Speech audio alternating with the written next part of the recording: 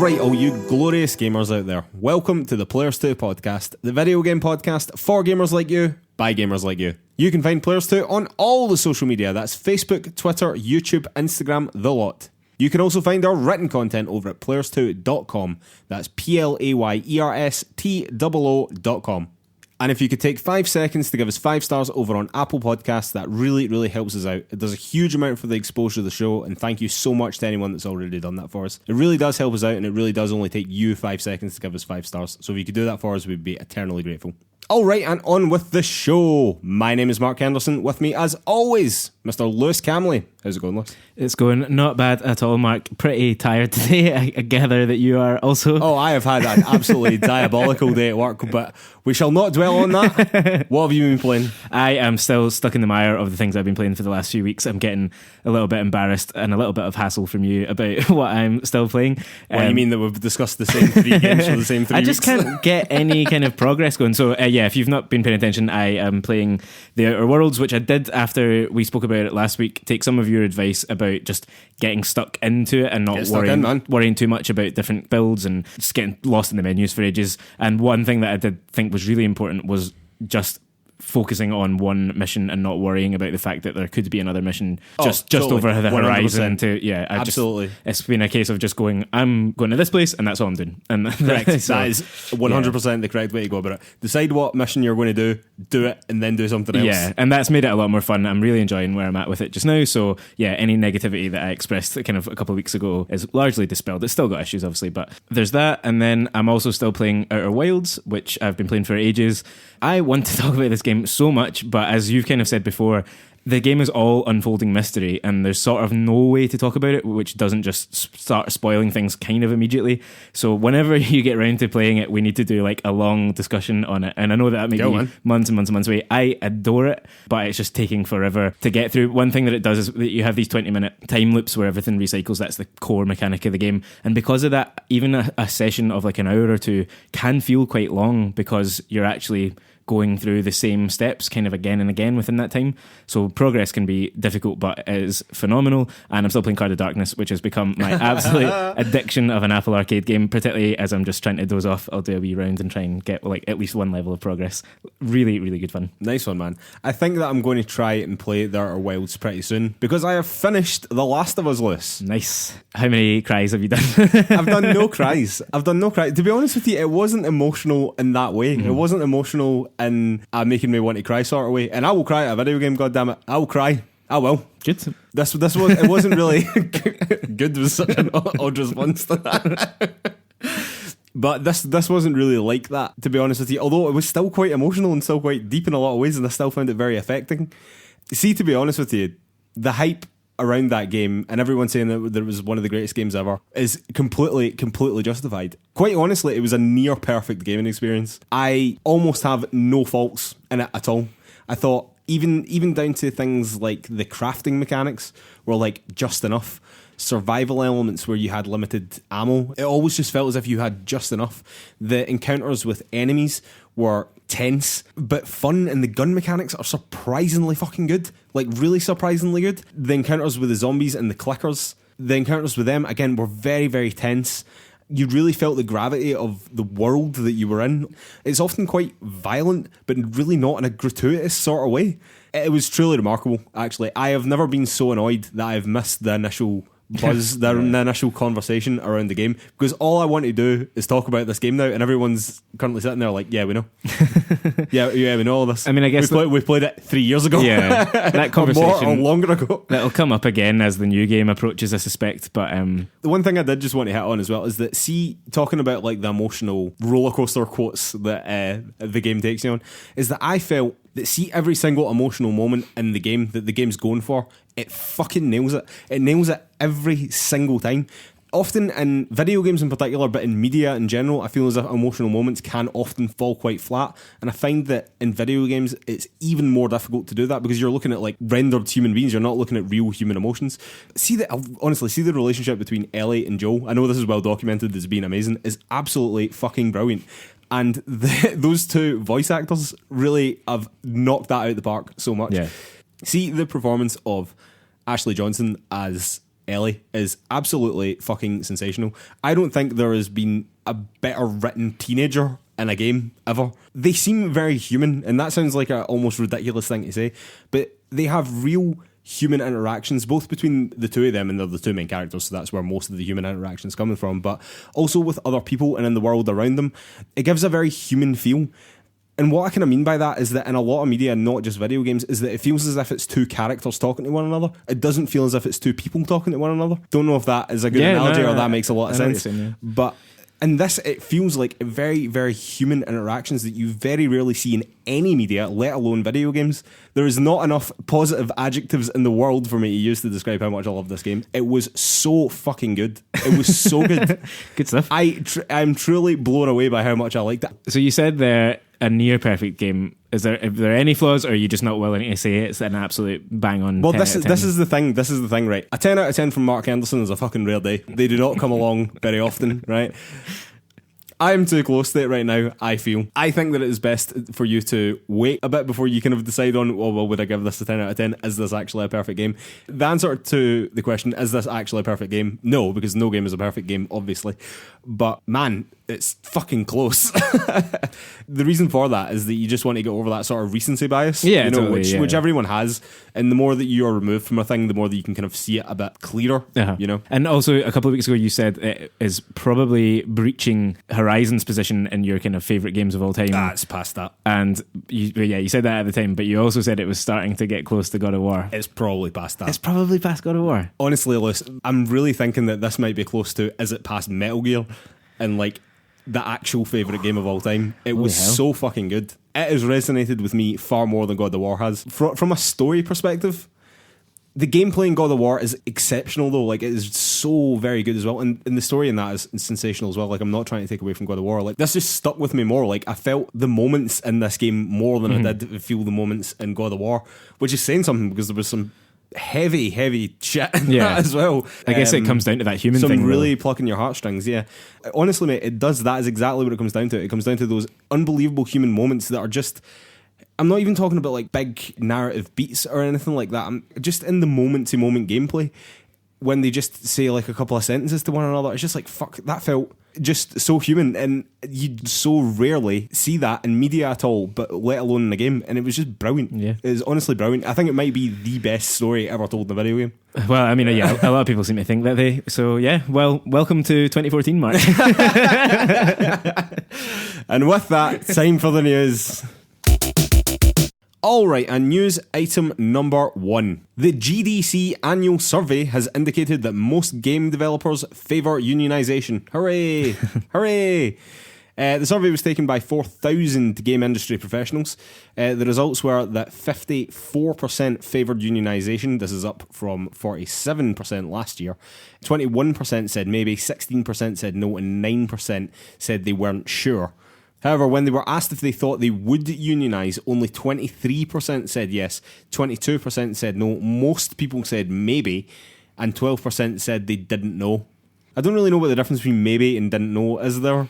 I suspect at a level of engagement with the question, so if you don't know because you've never paid attention to the idea, but yeah, 43% said maybe. 43% said maybe? Yeah. So 54% said that they wanted to unionise and they were in favour of unionisation, but only 23% actually thought that it would happen, which is really annoying to me, because the only people that are stopping them from doing this is themselves. Yeah. So if you want to do it and you are favour unionisation, just go and fucking do it. There's no one stopping you here. I mean, I know that it's not quite as simple as that, and there kind of actively are people trying to stop you. Yeah. But the crux of the matter is a collection of people. It's collective bargaining. That is effectively what you're going for. And in the games industry, there needs to be a hell of a lot more of that, because the working conditions for a lot of people are very, very bad. We were just talking about crunch last week and how that is just no good for anyone. And yet it's something that the industry just sees as normal, and that fucking has to change, quite frankly. Yeah, I mean, that's one of the other really interesting things that comes out of this survey is that something like 40% of people think that the hours that they work aren't excessive, and obviously you can't tell from those insights if those people are also the people who are indicating that they work more than 40 hours a week. But if 40% of people think that that's not excessive, then there is a real kind of cultural issue within the industry. Yeah. Absolutely. To your point about the fact that it's kind of down to them, all they need now is this survey surely to say, if you're part of the 54% who want it and you're also part of the 23% who think that it will happen, well, now you can all assume that it can happen because it can enough happen. of you think it, you know? Exactly. Do you know what I mean? That's exactly it. It's also good to point out that although your 54% in favour is only just over the 50%, actually only 16% said no. Only 16% of people actively didn't want it. I simply don't understand. I know that in America there's a lot of kind of negativity around unionisation, particularly because it was used by organised crime people as a means for extortion, and it was also used in Hollywood very badly for a lot of people.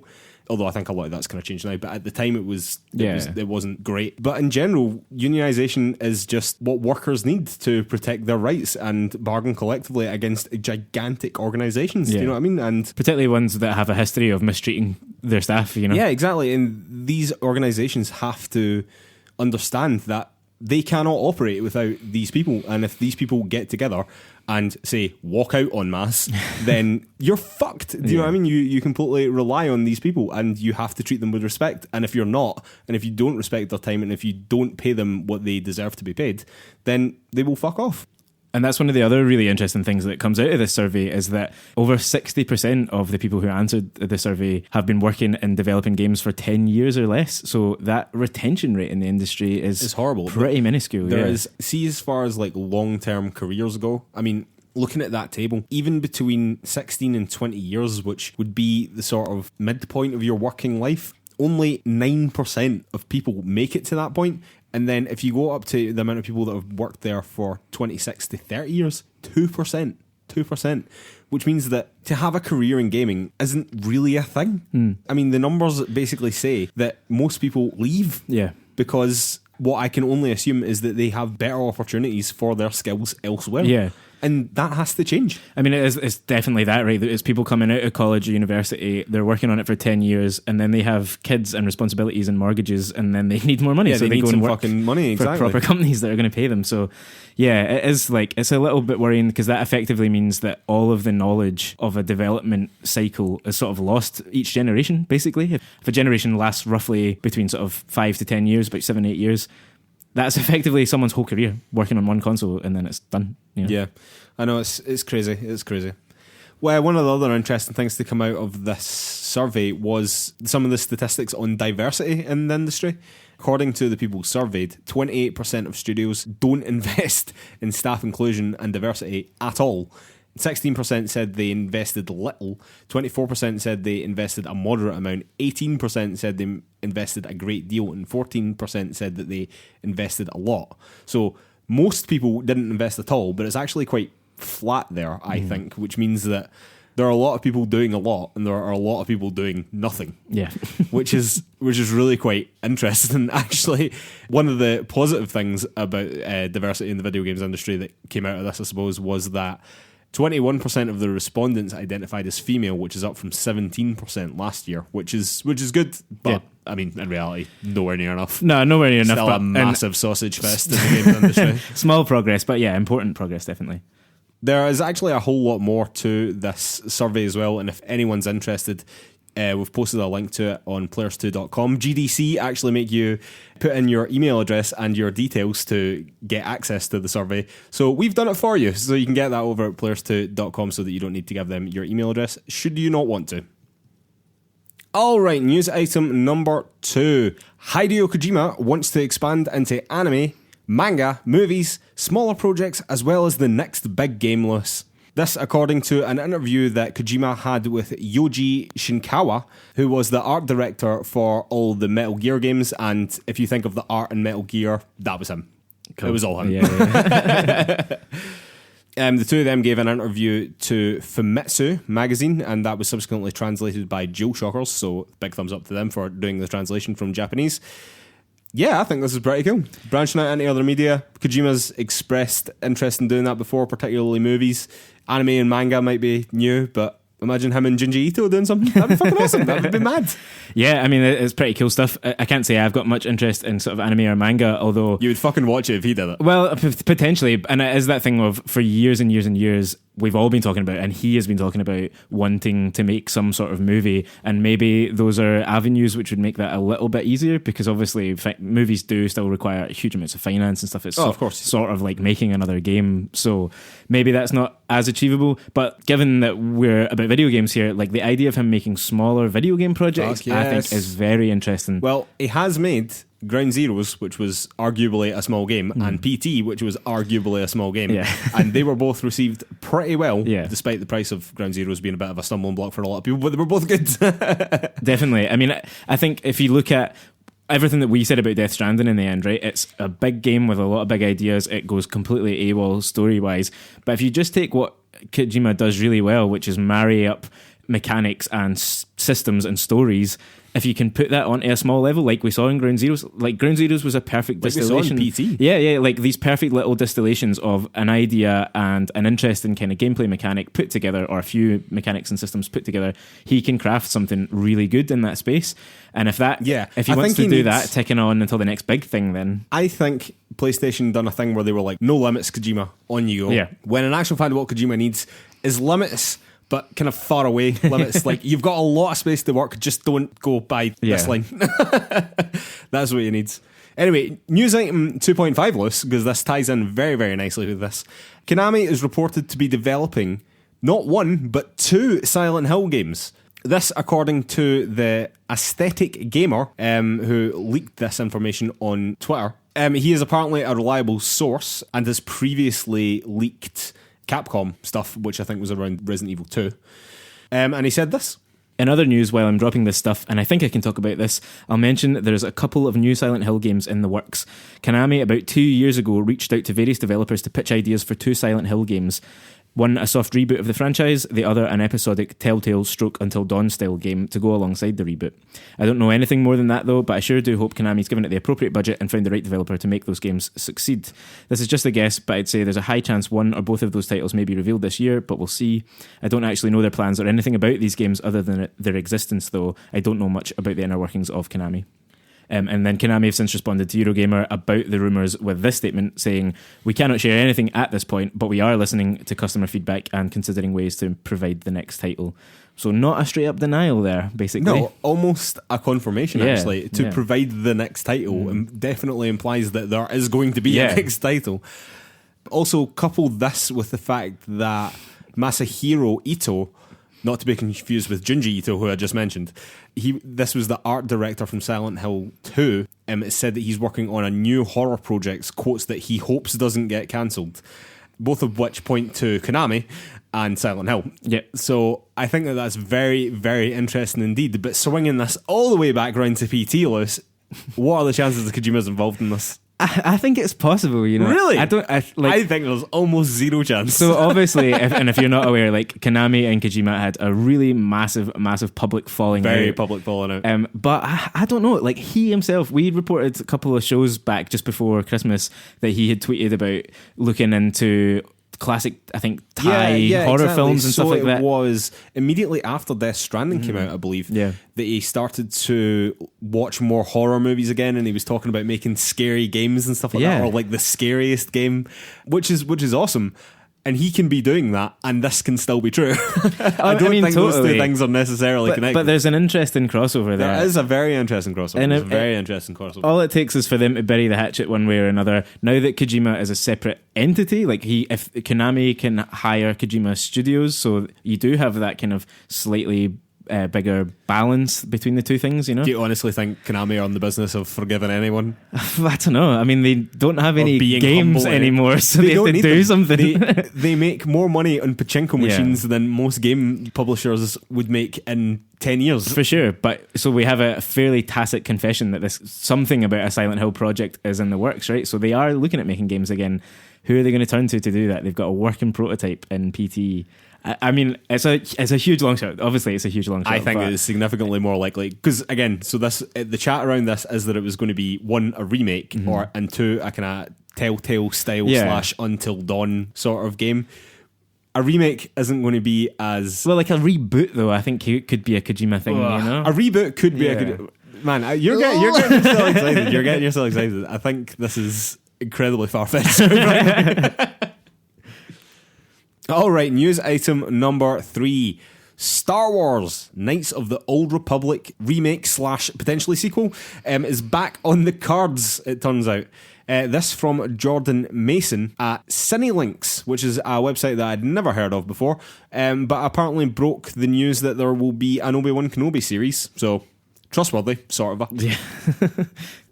Apparently, Jordan Mason in 2015 reported that Knights of the Old Republic remake was in development, but in 2016 then reported that it had been put on the back burners and the EA were not actively pursuing the development of that project, which seems wild. But far from the wildest thing that EA have done, let's be honest. Is sources, which are apparently the same sources that leaked that Obi-Wan Kenobi TV series, seem to be conflicting about whether it's a sequel or whether it's going to be a remake. But both are indicating that it's definitely happening, which is pretty interesting. And he also said that there is, quotes, a bunch of Star Wars projects going on at EA, and he mentioned specifically Jedi Fallen Order sequels, which I thought was pretty interesting. Perhaps unsurprising, to be completely honest, considering it's the most successful Star Wars game EA's put out in years. But interesting nonetheless. Now, Lewis, Knights of the Old Republic. We've never played Knights of the Old Republic, Lewis. The reason for that is because Knights of the Old Republic was an Xbox exclusive, and back in the day, we both thought Xbox games were for losers. And Lewis does. I knew you were going to say that. Yes. The fact is that we just didn't have Xboxes, but by all accounts, this is one of the best Star Wars games ever made. Yeah. So the fact that they are rebooting it or potentially making a sequel is fucking cool. However, next gen, Lewis, Xbox Series X, are they going to have a big fat Star Wars exclusive? No way. Absolutely not. No way. I mean, yeah, because KOTOR ended up on PC and stuff as well, right? Like it has gone on other Windows, places. It was always going. It was always on PC and it was always on Xbox. It was never on any other console. Yeah. I just cannot imagine that EA would do that with the Star Wars license at this point in time. Like you put it on as many places as possible. I'm interested in this because of exactly what you just said. Like we've never played it. It's an absolutely beloved game or a series of games. Totally, man. And obviously anything interesting in that Star Wars universe is going to catch my attention. I like the idea even that if it's some sort of remake, reboot of it that's taking some of the parts of the original games and trying to fit them into the new canon, because obviously Disney kind of stripped away the canon. Hadn't some of this been put back into the canon? Have I got that wrong? I think one of the characters been confirmed. Yeah, someone from Raven or something. Raven, don't know. Never played it. I think he's from KOTOR and has recently been confirmed as being part of the newly re-established Disney canon. So yeah, like anything that can kind of put this game back into that universe, and which would then surely mean future games, which is the really important thing. The one thing though I think is similarly to your point about sequels to Jedi Fallen Order is I kind of hope EA don't go too quickly here. Jedi Fallen Order was a big success, fair enough, and that success should be put down to Respawn and not really EA. No, in fact, I definitely think Respawn rescued them. Yeah, exactly. From the wrath of Disney. Yeah, and there's like obviously Star Wars Battlefront 2, which had the torrid launch and was really hated by big sections of the community, has sort of turned around. Also wasn't a good game. No, not especially, but it's still making money now. People I think are basically on board with it at the moment. It's still it was in like some of those like highest download lists and stuff over yeah. And so it has come back shocked at that. A bit. That's got to be a name. That's got to be it totally is. And think about how many people never paid attention to that conversation about microtransactions in the first place, and certainly 2 years later aren't paying any attention to it. And I don't know, other parts of it. That was the straw that broke the camel's back, wasn't it? Yeah, absolutely. So I just hope that they do sensible things here, and they're not just like, okay, everyone loves our Star Wars games now, we can make more. Just take it step by step. All right, and news item number 4: Ninja Theory have released the first episode of the Dreadnought Diaries, which is a dev diary basically, which aims to give an insight into their various projects that they have in development. They started this one off by showing the Hellblade 2 trailer again, which we saw at the Game Awards, which is very, very intense, which I kind of forgot how intense it was. If you haven't seen that trailer, we'll post it on PlayersToo.com, or just go and look it up because it is mental. Then they spoke about the Insight project, which is an interactive experiment themed around tackling issues around mental health, which is quite an interesting project in general, and to see how gaming can potentially help with that, which I think is really great. Like, it's a really good thing that Ninja Theory are doing around that. Obviously, for those of you that don't know, they won a whole bunch of mental health awards, or from mental health charities and things like that, for the first Hellblade. But they then ended with a reveal of Project Mara, which co-founder Tamim Antoniadis said would be, quotes, a real-world grounded representation of true mental terror, which is a lot of terrifying words in a row. And apparently this would come from first-hand accounts and interviews with people who really suffer with this stuff, which, I mean, that's heavy. That's real heavy. Potential to be very heavy indeed, yeah. So as you said there, Mark, like, Ninja Theory's track record on this in terms of Hellblade was fantastic. They did really incredible work with universities and academics around experiences of voice hearing and kind of psychosis and that sort of stuff. And it seems like this particularly project Insight, or the Insight project rather, is all about furthering that. So it's about keeping game development and neuroscience and technology kind of in communication with one another to see what can be made. Who knows what that will be? I think they even refer to it as the moonshot within the video, which I assume is a Hail Mary pass in other words. So it might never come to anything very much, but it's obviously a really ambitious research project. Project Mara, who knows what that's going to be? It's is it even a game? Is it just an experience? Is it a VR thing? I don't know, man. I really don't know. Well, they did Hellblade in VR, of course, which I've actually heard like is an even more immersive experience. Imagine playing that game in VR, man. That would be absolutely wild. Yeah. Also, go and look up the trailer for Project Mara as well. Again, we'll post this on PlayersToo.com. But apparently, you see a set of stairs in that, which the co-founder guy was sitting on in real life. Apparently, those stairs that they show in that trailer are rendered in engine. I mean, I'm looking at them right now, and that's crazy if that's true. I know, but you didn't believe that the Hellblade trailer was in engine either. I didn't. No, that's true. I didn't know. Which apparently it is as well. And I think a lot of that's to do around ray tracing. Probably, yeah. I think what that does to make an environment look real is genuinely game changing, pun fully intended. And it looked absolutely amazing. So if it's going to look that good and Hellblade's going to look that good, I'm gutted that they're over there with Xbox now when I'm definitely going to buy a PS5. But if it's all coming to PC, there's no way I'm missing that stuff because all that looks amazing. It would just be so fascinating. I really love Ninja Theory as a studio. I really do. They're definitely one of my favourites out there. All right, finishing off with a couple of shout outs. Rocket League, Lewis, will no longer be available on Mac or Linux. Boo for all the Mac users like me, but don't actually play any games on them. And Psyonix have agreed because they said this will only affect 0.3% of their player base. Yeah. Apparently this is because Rocket League will be updated to support DirectX 11. However, Macs and Linux only use DirectX 9. I do not know what any of those words mean, but apparently that is the reason. Very important. If you're far more technologically savvy than I am, then I'm sure that makes perfect sense to you. Despite the fact that this was going to affect 0.3% of the Rocket League player base, outrage online nonetheless.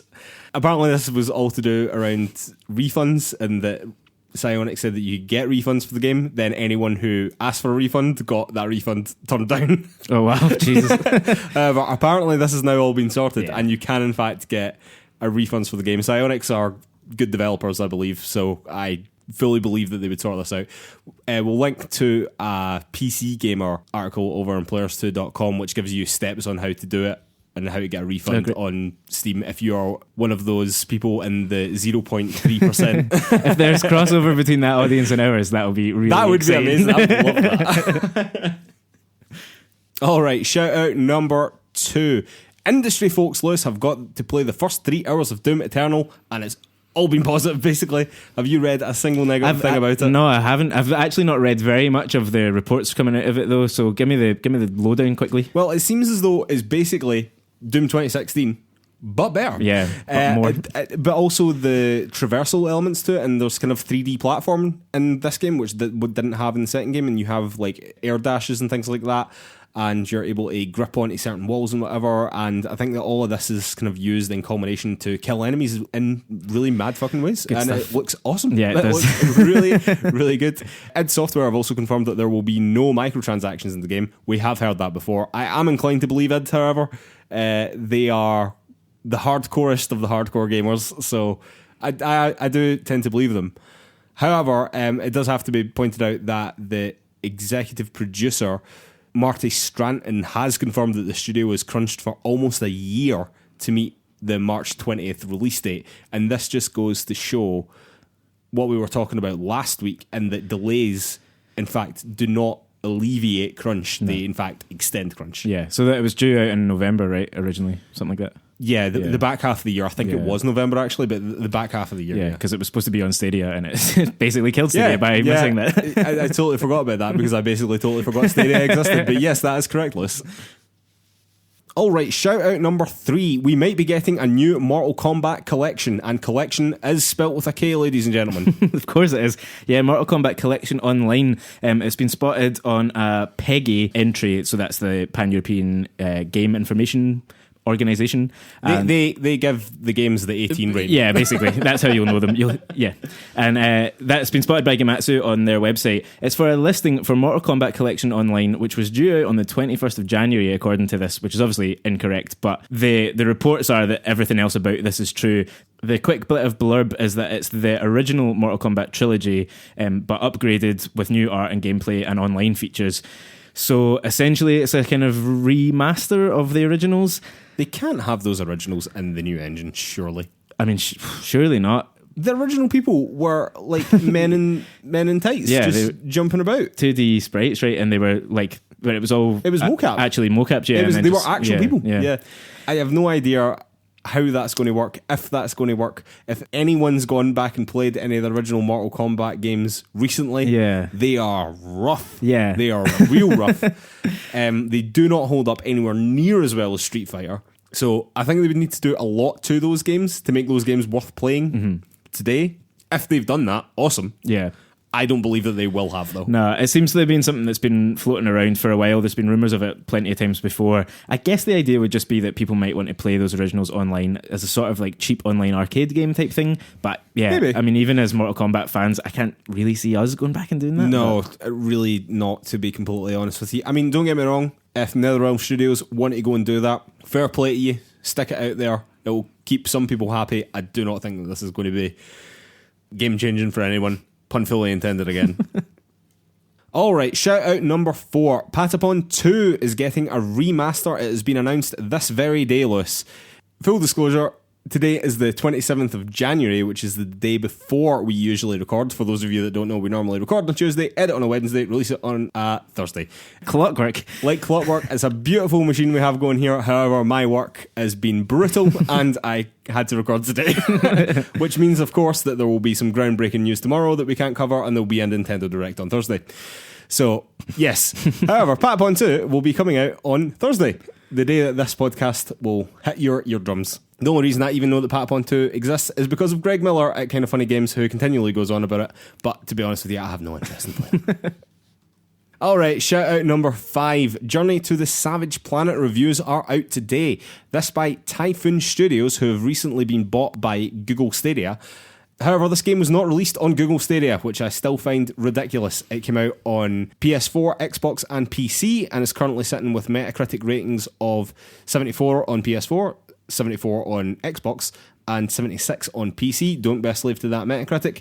By all accounts, it's like a dumb fun game, to be totally honest. It looks a bit like a really scaled down No Man's Sky, kind of almost crossed with the Outer Worlds. Yeah, it's got the kind of Outer Worlds humour about it, and certain elements of the style. But yeah, I like that it exists, but it's not going to ever set the world on fire kind of thing. It'll definitely be more interesting to see what Typhoon Studios' next game is, to be completely honest with you, under the Stadia banner, and how quickly this will be ported to Stadia.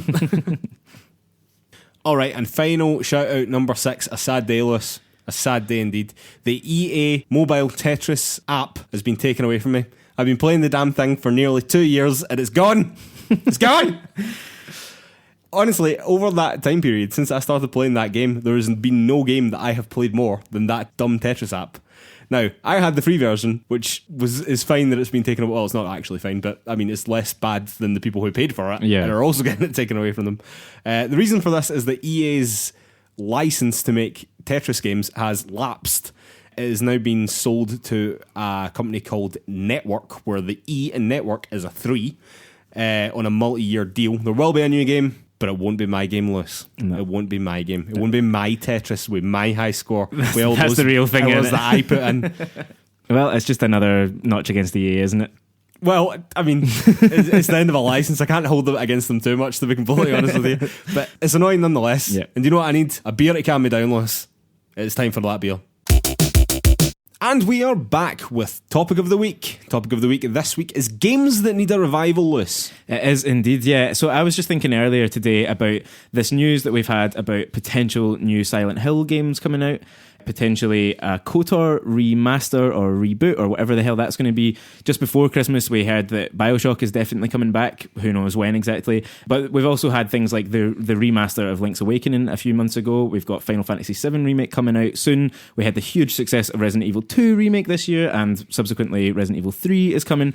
So I just wanted to kind of dive into any games that we think are maybe dormant franchises, dormant IPs that haven't released anything for a wee while, and we can interpret that however you want, really, but that you think that you would like to see come back in some form or other, and potentially, I suppose, the fact that the new generation is on the horizon, like what might come back from the back catalogues, from the darkness of history, and like be games that we can finally play again and enjoy again. So yeah, I'm kind of springing this on you, but hit me with what you got, Mark. Time Splitters 4. Time Splitters, indeed. Time Splitters 4. Now, Time Splitters 4 was actually announced, and also there's going to be a fan remake of the original Time Splitters, I believe, which I actually saw. I think it was like a kind of tech demo that they'd put out. It looked fucking great. It looked really good. Yeah, I'd love a new Time Splitters game, or just one of those like dumb arcade couch co-op shooters. Yeah. From back in the day, like how many hours did we spend playing Time Splitters? Time Splitters 2 and Time Splitters Future Perfect. Yeah, absolutely. Yeah. I mean, it was endless. I remember we used to do matches where it was first to like 1,000 kills and we'd be playing it for 4 hours the same match. Yeah, that's maybe a bit of an exaggeration. No, I don't think it is. Yeah, we used to set the kill count up to... I know we did. I just don't think it took us 4 hours. Maybe not, yeah. But we would sit and play it for 4 hours just across we definitely sit and play it for 4 hours. So you would definitely want a Time Splitters 4 then, rather than some sort of like reboot or remaster of the old ones. Quite frankly, I'd take it, to be honest with you. But yeah, I think a Time Splitters 4. I think a Time Splitters 4 would be good. The world is ready. You think? Yeah, I just wonder whether that arcadey style still has a place, but anything in that kind of style, I could see it working almost like a Battle Royale game does at the moment, like remaster. Oh man, Time Splitters Battle Royale? Yeah, like remaster the old maps, put them out free to play, and just kind of like... I think a lot of people would think that's a bastardization of Time Splitters. Probably. Right, what you got then? Well, what you got? One Time Splitters is a kind of low ball maybe, and one for me that is just something that I would love to see is some sort of port or reboot or remaster, and I'm thinking along the lines of the Link's Awakening remaster of the original 2 Metal Gear games, Mark, because those are difficult to get a hold of. they are fucking difficult. They're actually expensive to get a hold of as well. Absolutely they are. I would say the first 3, but yes. Yeah. God, yes. What, so you're including Metal Gear Solid then as well? Sorry, by the originals, I mean like the original, so not Metal Gear Solid, the 2. Oh, sorry. The old games. Wow. Because I think they were sorry, like... You were plugging my heartstrings. I actually care slightly less about this than I thought I did. But yeah, that would be cool. I just think like a package of those 2 games redone in exactly the same way that Link's Awakening does, with like really nice art styles, but not changing the game at all, really. Because there's people like you and I who have loved that franchise from beyond then, but have sort of no real mechanism to play those games. I think it's like on an HD package on PS3, right? Yeah, well, and on Xbox as well. So I'm sure that there's a package with Metal Gear 2, Peace Walker, and 3. Maybe, yeah. And within that, I believe it's actually in Metal Gear 2, there's some menu that you can go into and you can play the original 2 games. I would just love to do that. And I would love to play Peace Walker as well. So anything that can bring them Peace together. Walker, between me and you, I think we've played every single Metal Gear more than once. I think Metal Gear Solid Peace Walker is the only one that we've missed out of all of that. Yeah. Apart from the original actual Metal Gear games. Yeah.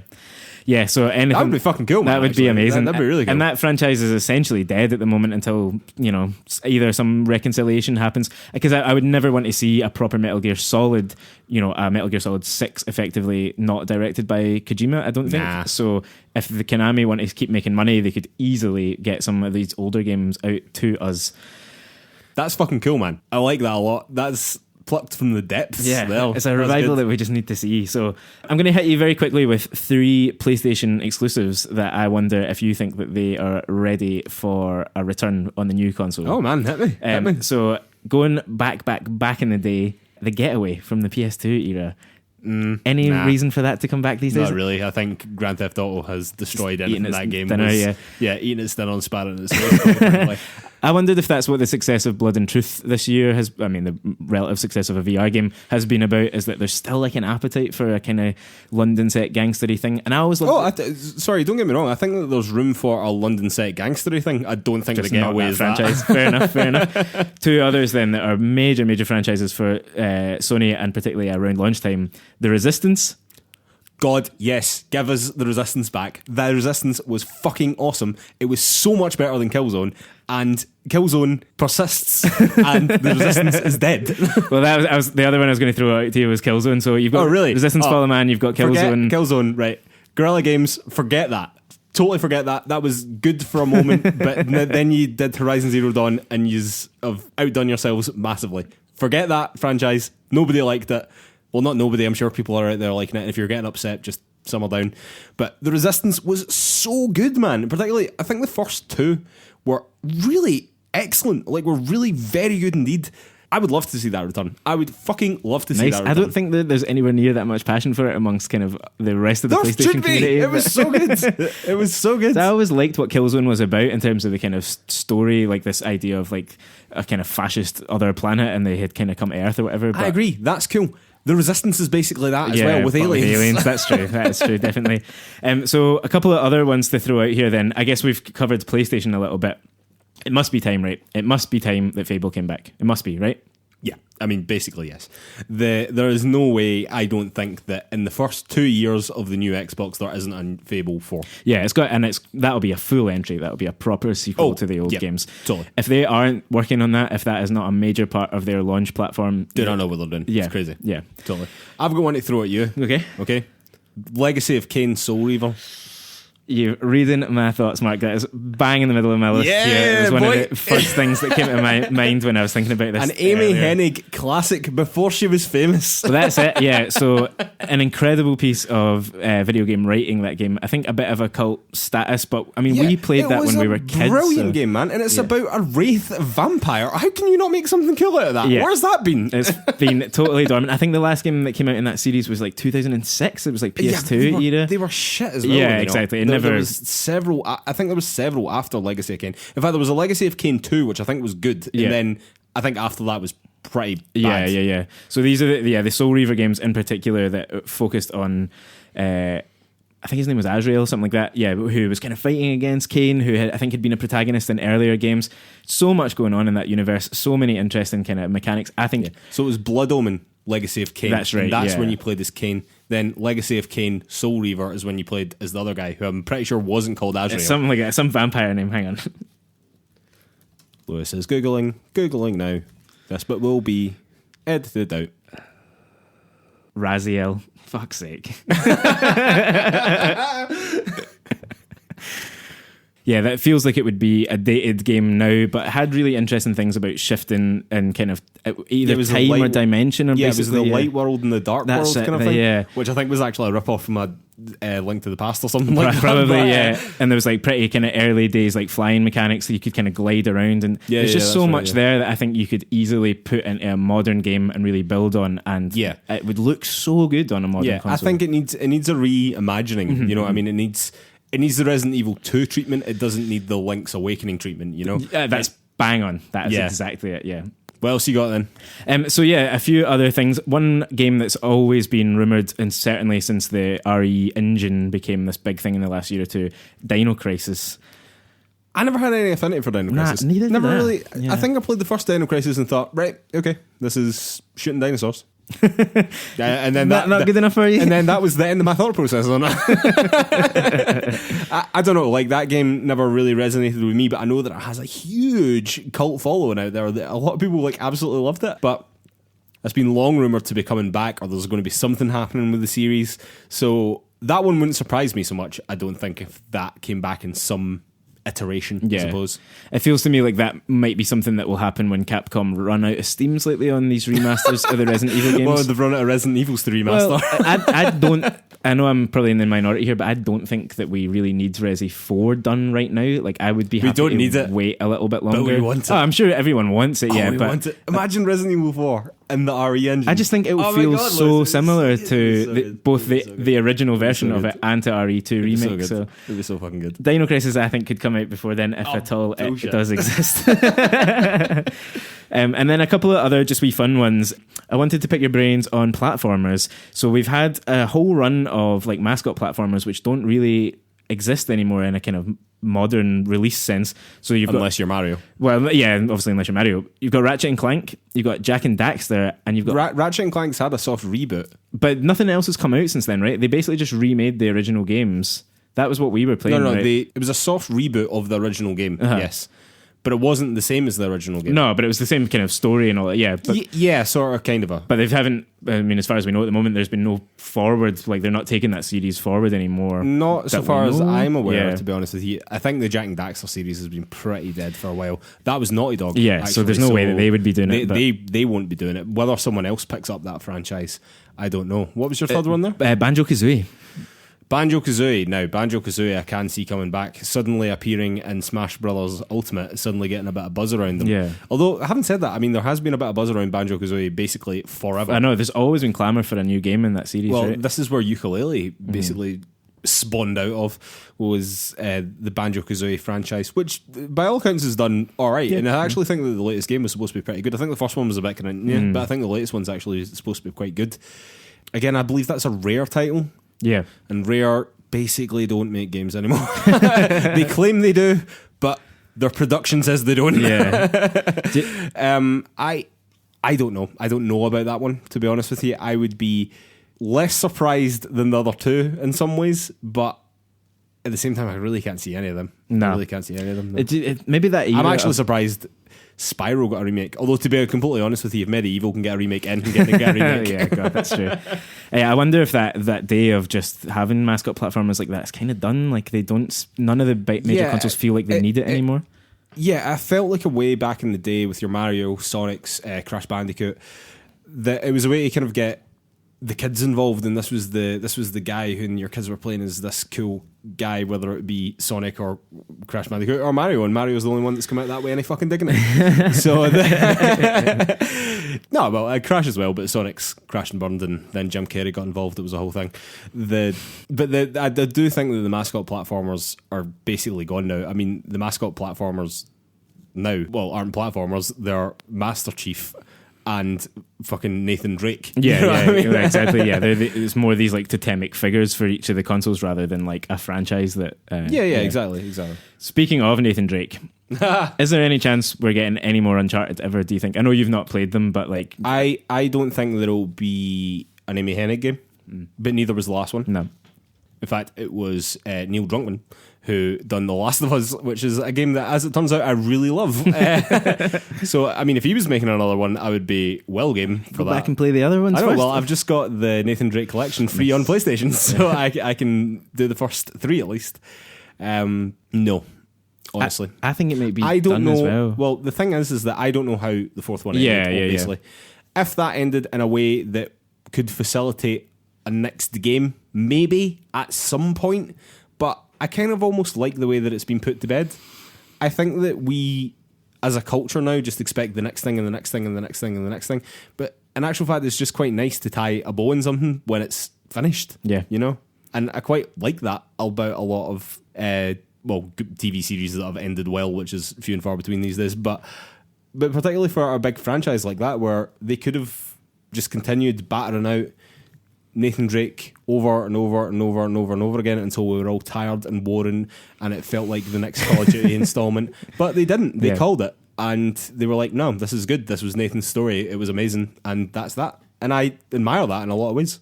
Yep. Because that's a non-business decision, basically. All right, ladies and gentlemen, I think we'll call it a day there.